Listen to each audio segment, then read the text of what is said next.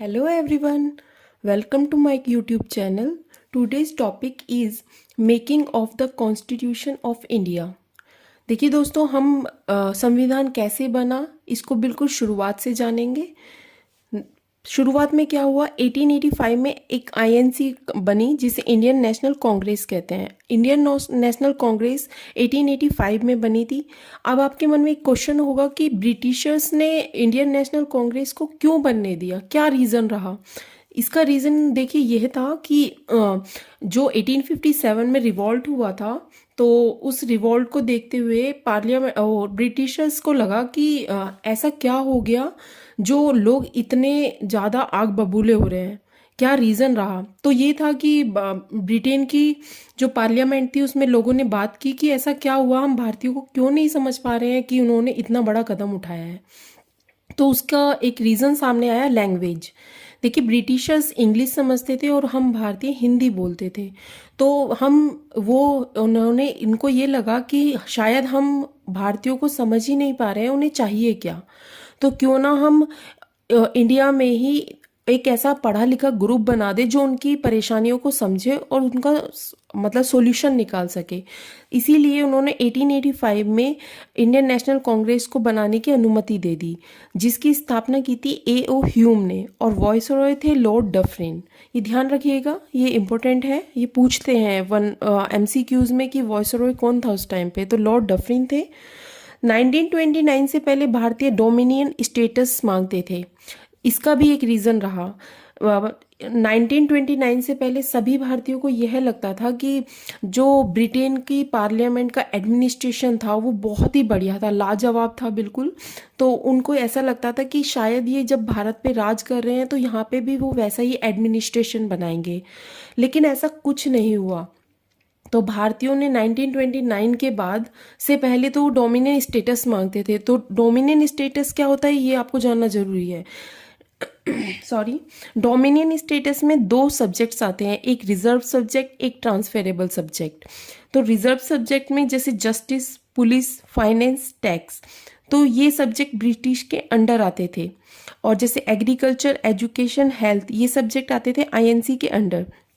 तो आप खुद एक बात समझिएगा, जितने भी जैसे फाइनेंशियल वो होते हैं, जितनी भी मतलब फाइनेंस हो, टैक्स हो रिलेटेड, जितने भी पैसों से रिलेटेड जो भी टैक्सेस वगैरह थे वो तो ब्रिटिश के अंडर थे। और जैसे एग्रीकल्चर हुआ, एजुकेशन हुआ, हेल्थ हुआ। अब आप खुद सोचिएगा, एग्रीकल्चर में हमें पैसों की ज़रूरत है, एजुकेशन स्कूल बनाने के लिए भी हमें पैसा चाहिए, हेल्थ हॉस्पिटल बनाने के लिए भी हमें पैसा चाहिए। लेकिन जब ये रिजर्व सब्जेक्ट तो आप ब्रिटिशर्स के पास हैं और जो खर्चे वाली चीज़ें वो आप आईएनसी को दे रहे हैं, तो ये खर्चा कहाँ से करेंगे। तो ये कहते थे भारतीय कि आप ये दोनों सब्जेक्ट्स हमें दे दीजिए, बट ब्रिटिशर्स ने उनकी बात नहीं मानी। इसके चलते उन लोग भारतीयों ने 1929 में क्या हुआ, एक लाहौर अधिवेशन किया। लाहौर अधिवेशन के जो प्रेसिडेंट थे वो थे जवाहरलाल नेहरू। उन्होंने कहा हमें डोमिनियन स्टेटस नहीं चाहिए, अब हमें अब पूर्ण स्वराज दीजिए, हमें पूर्ण आज़ादी चाहिए, हमें अब आधी अधूरी आज़ादी नहीं चाहिए। तो 26 जनवरी 1930 को पूर्ण स्वराज दिवस मनाया गया। अब उसके बाद आपको पता है गवर्नमेंट ऑफ इंडिया आ गया 1935। उसके बाद 1935 में प्रोविंसेस में चुनाव कराए गए। प्रोविंसेस मतलब यहाँ राज्य से है, तो ध्यान रखिएगा, लेकिन पहले हम उन्हें प्रोविंसेस बोलते थे। तो 11 प्रोविंसेस में चुनाव किए गए, जिसमें से 6 प्रोविंसेस आईएनसी ने मेजोरिटी से जीते। इसमें यहाँ पे आईएनसी जीती थी फुल मेजोरिटी से। वो 6 राज्य प्रोविंसेस सॉरी कौन से थे, यूनाइटेड प्रोविंसेस, संयुक्त प्रांत बोलते हैं जिसे, मध्य प्रांत, बिहार, मद्रास, बॉम्बे और उड़ीसा। ये ध्यान रखिएगा, 6। ये पूछ लेता है कि इनमें से वह कौन सा नहीं है। और 3 प्रोविंसेस में बनी थी हमारी मिलीजुली सरकार, जो थे आसाम, सिंध और पश्चिमी सीमा प्रांत। 2 प्रोविंसेस थे जैसे पंजाब, बंगाल। तो पंजाब में बनी थी यूनियनिस्ट पार्टी, बंगाल में बनी थी कृषक प्रजा पार्टी। और आप हैरान हो जाएंगे कि उसके ही 28 मंथ्स बाद जो 8 प्रोविंसेस थे उसमें से आईएनसी ने रिज़ाइन कर दिया। रिज़ाइन का कारण क्या था कि 28 मंथ्स बाद अक्टूबर 1939 में सेकेंड वर्ल्ड वॉर में ब्रिटिशर्स ने भारतीयों को भी खदेड़ दिया बिना आईएनसी से पूछे, जिसके कारण 8 प्रोविंसेस से आईएनसी ने रिज़ाइन दे दिया। आप खुद सोचिएगा, अभी इतनी मेजोरिटी से आईएनसी जीती है और ब्रिटिशर्स ने ये भी नहीं सोचा कि हम जब भारतीयों को सेकेंड वर्ल्ड वॉर में खदेड़ रहे हैं तो उनसे पूछ लें। उन्होंने इतना भी ज़रूरी नहीं समझा, जिससे गुस्सा होकर आईएनसी ने रिज़ाइन दे दिया था। तो इस बात से जो मोहम्मद अली जिन्ना थे, जो मुस्लिम कम्युनिटी थी, उसके लीडर बहुत खुश थे कि भारत को आईएनसी से छुटकारा मिल गया। इसके चलते 22 दिसंबर 1939 को मुक्ति दिवस मनाया गया। किसके द्वारा बनाया गया था? मोहम्मद अली जिन्ना के द्वारा। उसके बाद क्या होता है कि कैबिनेट मिशन आता है भारत। कब आता है? 24 मार्च 1946 में। उस टाइम पे भारत के वॉइसरॉय कौन थे? Lord Wavell. और प्राइम मिनिस्टर ऑफ ब्रिटेन थे लॉर्ड क्लाइमेट एटली। ये ध्यान रखिएगा, ये क्वेश्चंस आते हैं कि उस टाइम जब कैबिनेट मिशन भारत आया तो उस टाइम पे ब्रिटेन के प्रधानमंत्री कौन थे, पीएम कौन था? तो लॉर्ड क्लाइमेट एटली। अच्छा, ये 3 लोग भारत आए थे, तो इनको आपको याद रखना पड़ेगा क्योंकि वो आपको 4 नाम दे देगा और आपसे पूछेगा इनमें से कौन नहीं आया था।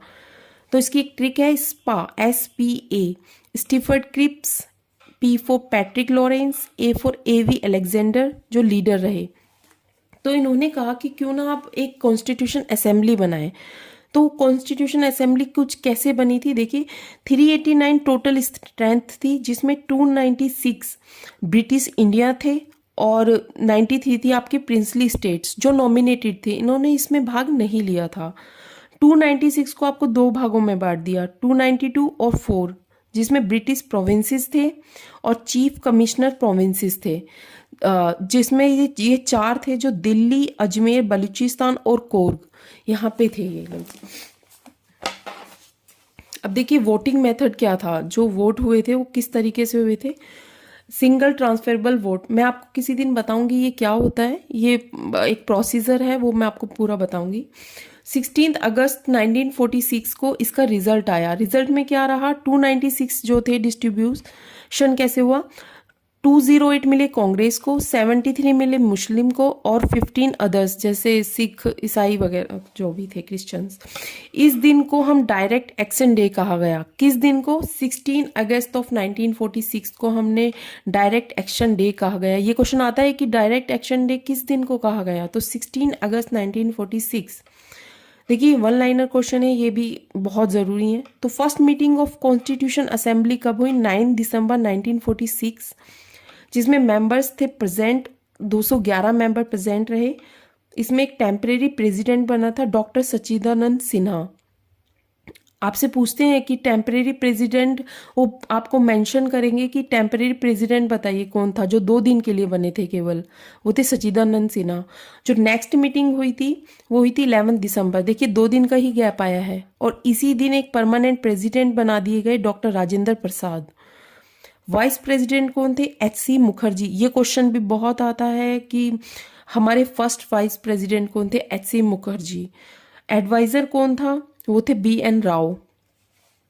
थर्ड मीटिंग हुई थी जिसमें हमने ऑब्जेक्टिव रिजोल्यूशन पास किया था, ये हुई थी 13 दिसंबर 1946। देखिए याद करना बहुत इजी है, जैसे 9 दिसंबर है, 11 दिसंबर है और 13 दिसंबर है, तो 2-2 दिन का गैप है और ईयर सेम है। मुझे ऐसे ही याद हुआ था ये। जिसमें ये ऑब्जेक्शन रिजोल्यूशन पास किया था जवाहरलाल नेहरू ने, जिसमें 8 आर्टिकल्स थे। ये पूछ लेता है कितने आर्टिकल्स थे, तो आप ध्यान रखिएगा 8 आर्टिकल्स थे। अब फिर क्या हुआ कि 22 जनवरी 1947 में संविधान सभा ने ऑब्जेक्टिव रिजोल्यूशन अपना लिया था कि हाँ अब हम अपना संविधान बनाएंगे।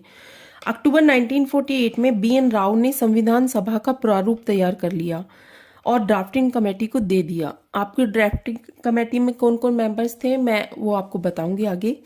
संविधान को कितनी बार पढ़ा गया? तो 3 टाइम्स पढ़ा गया। सॉरी, फर्स्ट 4 नवंबर 1948 से 9 नवंबर 1948 तक, जिसमें 5 दिन लगे। नेक्स्ट 15 नवंबर 1948 से 17 अक्टूबर 1949, जिसमें 11 मंथ लगे। ये सबसे लार्जेस्ट रीडिंग थी। 14 नवंबर 1949 से 26 नवंबर 1949, इसमें 12 डेज लग गए। अच्छा, अब ये क्वेश्चन बहुत इंपॉर्टेंट है, यहाँ बच्चे अक्सर बहुत कंफ्यूज रहते हैं, तो ध्यान रखिएगा। 26 नवंबर 1949 को संविधान को अडॉप्ट किया गया, अपनाया गया, लागू नहीं हुआ था, अपनाया गया था, जिसमें 284 मेंबर्स ने सिग्नेचर किए थे और 8 फीमेल्स थी जिन्होंने सिग्नेचर किए थे। 8 फीमेल्स थी। अच्छा, जो कॉन्स्टिट्यूशन असेंबली की लास्ट मीटिंग कब हुई थी? ये थी 24 जनवरी 1950 में। तो फर्स्ट प्रेसिडेंट थे डॉक्टर राजेंद्र प्रसाद, ये हम पहले भी देख चुके हैं। लेकिन इस दिन हमने जन गण मन, जो हमारा नेशनल एंथम है, और वंदे मातरम, जो हमारा नेशनल सॉन्ग है, इनको भी अपना लिया था। ये क्वेश्चन बन जाते हैं कि वंदे मातरम को हमने किस डेट को अपनाया था। तो और नेशनल एंथम 22 जुलाई 1947 को, ये हमने पहले ही अपना लिया था, हमारा जो नेशनल फ्लैग है। ओके, तो 26 नवंबर 1949 संविधान को अपनाया गया था। मैं फिर से आपको जोर दे रही हूँ इस चीज़ पे, तो ध्यान रखिएगा। और 26 जनवरी 1950 को हमने संविधान को लागू किया था। ये एनफोर्स में आ गया था, लागू हो चुका था। और ये हमने 26 जनवरी को ही क्यों किया? इसका रीज़न ये था क्योंकि हमने 26 नवंबर 1930, मैंने आपको लाहौर अधिवेशन में बताया था, तो पूर्ण स्वराज को पास किया गया था। इसीलिए हम 26 जनवरी 1950 को हमने अपना संविधान लागू किया। और 26 नवंबर को हम अपना कॉन्स्टिट्यूशन डे बनाते हैं, क्योंकि इस दिन अपना लिया गया था। और इसी दिन हम अपना मिल्क डे भी बनाते हैं। और ये छोटा सा है, देखिए ध्यान रखने वाली बात है। पहले जो हमारे पार्ट्स थे वो थे 22, नाउ इस टाइम पर है 25। आर्टिकल्स हैं 395 पहले थे और अब है 465। स्केड्यूल है हमारे, इस पहले थे 8 और नाउ इज़ 12। आपको वीडियो अच्छी लगी हो तो लाइक कीजिएगा, सब्सक्राइब कीजिएगा।